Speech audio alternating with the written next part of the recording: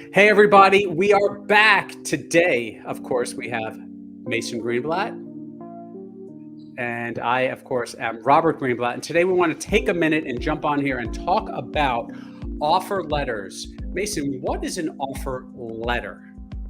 So when we submit an offer on a home, the plan there is to send it over the offer, and sometimes some of our clients like to paint a little picture of themselves. They send maybe a paragraph or two about why they love the house, what's interesting to them, how they can see living there.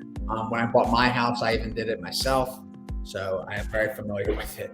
Yeah, true. Now, just keep in mind, guys, as we talk through this for a couple of minutes, it's important to understand that it is not always allowed, meaning that sometimes a seller's agent will say the seller doesn't want offer letters to accompany the offer. Sometimes it will be a policy of a particular brokerage.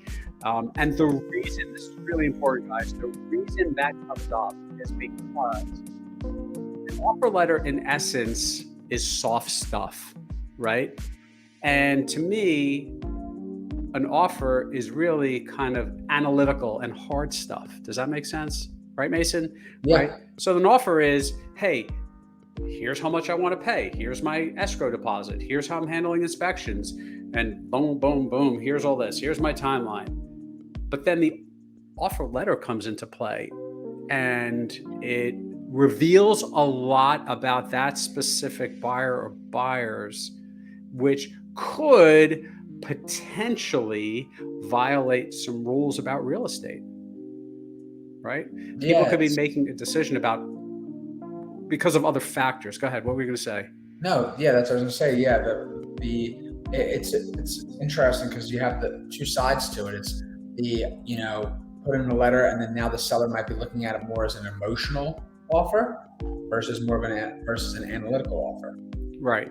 So we were talking, and the truth is, look, if the seller has 10 offers or 110 offers, the offer letter is not going to be the primary deciding factor. Whenever we're reviewing offers, helping a seller's agent, there's always going to be a few offers towards the top, right, Mason? There's always going to be, whether it's 10 or 110, there's going to be a few right at the top. If you happen to land at the top as a buyer, that letter may or may not help. Right? What kind of stuff have you seen in offer letters? I'll see photos of the family, photos of the pets. I've seen, buyers talk about the neighborhood or why they, the bedroom sizes, the colors, stuff like that, the windows, like all different things. Yeah. So there's some of that stuff is relatively safe to talk about in an offer letter, and other stuff is kind of dangerous, right? So conversations about how much I love the neighborhood, right? And how beautifully kept your home appears. I can imagine having a cup of coffee on the back porch. Those things are kind of safe, right? Yeah.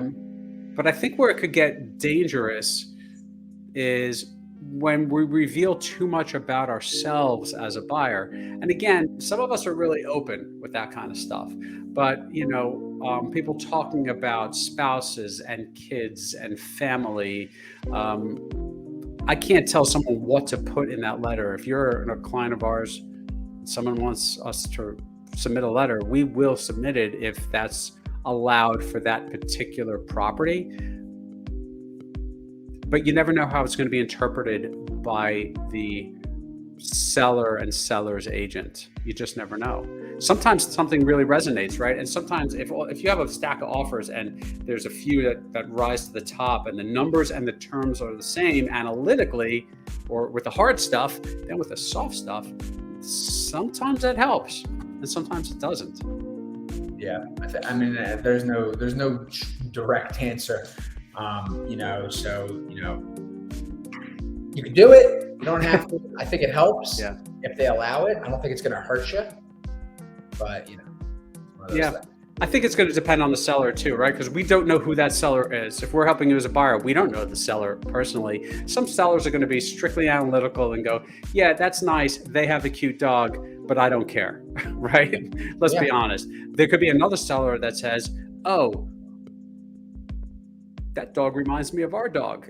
And they say, I really want to, or that couple reminds me of us when we were younger. You never know how it's going to resonate, but that is one of those things that we can sometimes, not all the time, include to help you stand out as a buyer, especially in a competitive situation. Yeah. Yeah. Anything else you want to add today, Mason? No, I think it's a great thing to look into if you're looking to purchase a home. I think it's something you should consider. But yeah, I think it's definitely, it's definitely could help you stand out. All right. Awesome. That's a wrap. Again, Alrighty. Mason Greenblatt right here and Robert Greenblatt right here. We'll see you guys soon. Please take a moment, smash that like button, hit that subscribe button. It really helps us grow this channel. You want to get in touch with us, information is below. Comment on the video. We will follow up and talk with you soon. See ya. Thanks.